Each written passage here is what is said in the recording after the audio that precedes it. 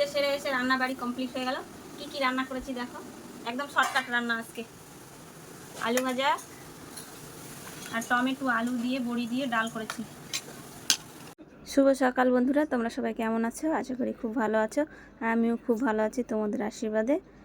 তো সবাইকে আমার চ্যানেলে অনেক অনেক অনেক শুভেচ্ছা জানাই।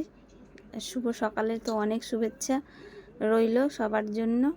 তো দেখো সকাল সকাল ঘুম থেকে উঠে ওপরের ঘরটা ঝাড় দিয়ে নিচে চলে আসলাম। তো এখন আমি উঠেছি কটায়, 6টা 6:30টায় ঘুম থেকে উঠেছি। তখন কেউ ঘুম থেকে ওঠেনি। তো কেউ বলতে আমার শ্বশুর শাশুড়ি উঠেছে। জানোই তো আমার শ্বশুর ঘুম থেকে উঠে একদম আমার ছাদে রান্নাঘরে যেয়ে শুয়ে থাকে, বসে থাকে। আর আমি ছেলে মেয়ে উঠেনি, তো ভাবলাম যে ঘরের কাজগুলো সেরে নিই।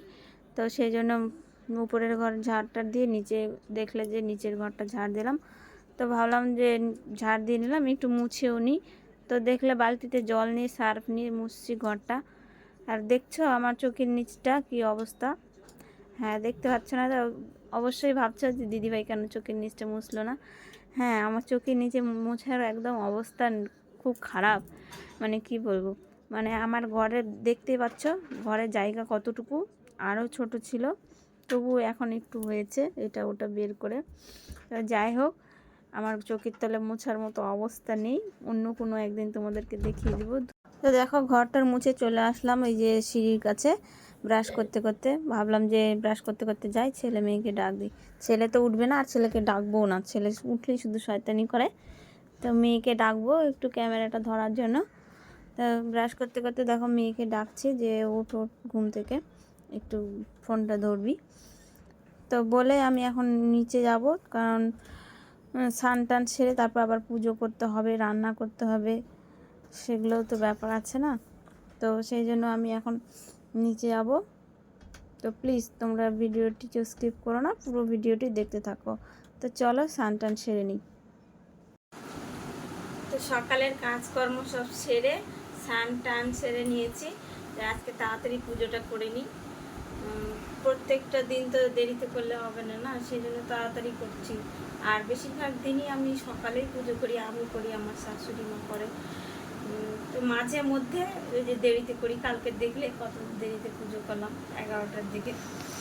তো এখন বাজে কটা, 8টা এখনও বাজেনি, 7:30 বাজে।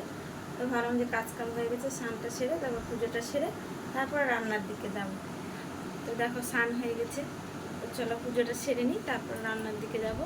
আর কি কি রান্না করব তোমাদেরকে পরে বলবো, কারণ আজকে তোমাদের দাদা ভাই নেই বাড়িতে। আমরা ওই যেমন তেমন সিদ্ধ করা খেয়ে থেকে যাব, কারণ জানোই তো ছেলে মানুষ বাড়িতে না থাকলে অত কোনো ঝামেলা হয় না রান্না করার, যে সে একটা করে খেয়ে নিই।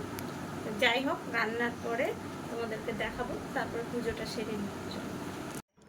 তো দেখো নিচে বললাম তো ঠাকুর ঘর পুজো করতে হবে। তো দেখো ঠাকুর ঘরে চলে আসলাম।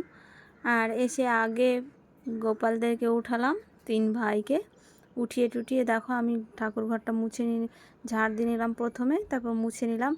তারপর গোপালদেরকে স্নান টান করিয়ে ফল টল বানিয়ে সব কিছু রেডি করে থালা গ্লাসে জল দিয়ে সব রেডি করে ধূপকাঠি প্রদীপ সব জ্বালিয়ে নিলাম। দেখলে ওই যে দেখো সব কিছু রেডি করে নিয়েছি।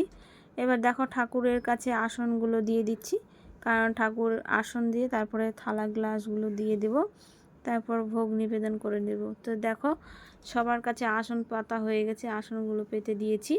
এবার আমি একটা একটা করে থালা সব ঠাকুরের সামনে দিয়ে দিচ্ছি, তারপরে গ্লাসগুলো দিয়ে দেব। দেখো গ্লাসগুলোও দিয়ে দিচ্ছি এখন আমি। গ্লাস দেওয়ার পর ঠাকুরকে নিবেদন করব, সেই জন্য মাথায় কাপড়টা দিয়ে দিলাম। আর গোপালদের সামনে দেখো ফুলগুলো সাজিয়ে দিয়েছি, কেমন লাগছে। আর আমার ঠাকুর ঘরটা বাপরে বাপের, আগের দিন তো বললাম কি অবস্থা, বোঝাতে পারবো না। গেট নেই, তার মধ্যে 1 নম্বর কথা। আর ছাদের ওই সাইডটা হচ্ছে ঘর হচ্ছে পাশের বাড়িতে, আর যে কাজ হচ্ছে ইটের সিমেন্ট বালু, আর প্রচণ্ড হাওয়া হচ্ছে কয়দিন ধরে, 2-3 দিন ধরে। আর এত নোংরা হচ্ছে ঠাকুর ঘরটা, যখন বিকেলবেলা বাসন মাজতে ঘর ঝাড় দিতে যায় ঠাকুর ঘরটা, তখন কান্না বেরিয়ে যায়, এত মানে নোংরা হয়ে থাকে কি না। তো দেখো গল্প করতে করতে পুজো সারা হয়ে গেল। আর এদিকে মা মনসাকে ভোগ নিবেদন করতে এসেছি। আর সকালে এই পাখির ডাকটা এত সুন্দর, কি বলবো, তোমরা দেখো একটু শোনো।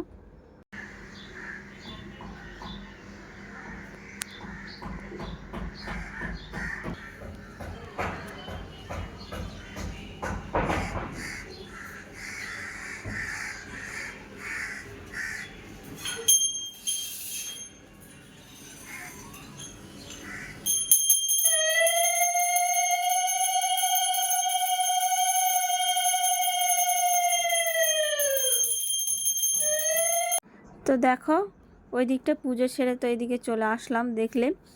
আর ওই দিকটা আমি প্রদীপ দেখিয়ে নিই, মানে ও শঙ্খ ফোয়ানো, উলু দেওয়া, ওগুলো ওইদিকে করি না।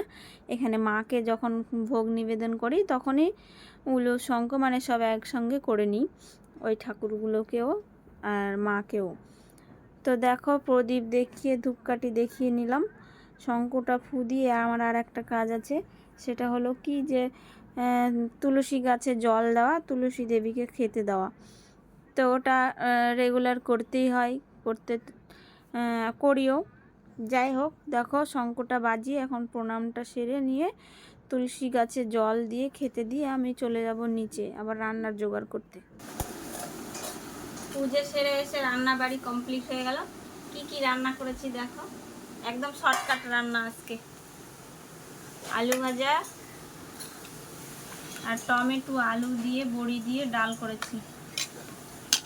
তো তোমরা কে কে আলুর ডাল খেতে পছন্দ করো অবশ্যই বলো। টাটা।